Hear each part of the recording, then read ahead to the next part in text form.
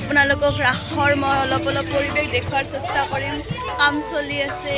ই আখৰালৈ আহিছোঁ, ৰাসলীলাৰ আখৰা, আৰু ইয়াতে ৰাসৰ কামবোৰ শিল্পীৰ হাতৰ তুলিকাৰে সৃষ্টি হৈছে একোটা সুন্দৰ মূৰ্তিৰ। এইবোৰ ইয়াতে কাম চলি আছে, এইবোৰ ঠিক কৰি আছে। বোৰে নিজৰ নিজৰ কামত ব্যস্ত, কিয়নো ৰাসলৈ মাজত মাথো 2টি দিন।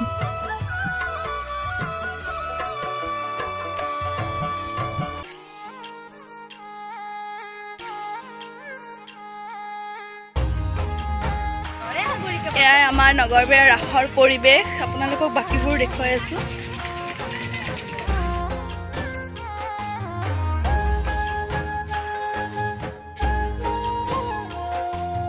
এইবোৰ ইয়াতে মূৰ্তিবোৰ ৰখা হ'ব আৰু সেই ঠাইবোৰ ঠিক কৰি লোৱা হৈছে। ইয়াৰে বিভিন্ন ধৰণে শিল্পীয়ে চিত্ৰ অংকন কৰিছে।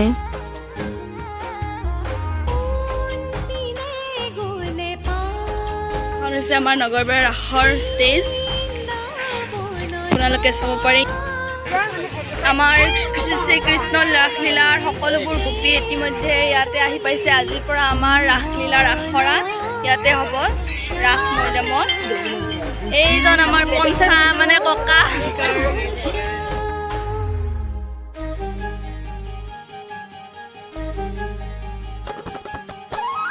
কেমেৰাৰ আঁৰত থকা ল'ৰাটো আমাৰ পঞ্চা ককাই দেউ।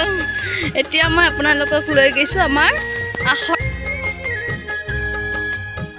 এয়া আমাৰ ঐক্যতান সাংস্কৃতিক সংঘ নগৰবেৰাৰ ৰাসলীলাৰ আখৰা। এইটো কৃষ্ণ আমাৰ মৰমৰ।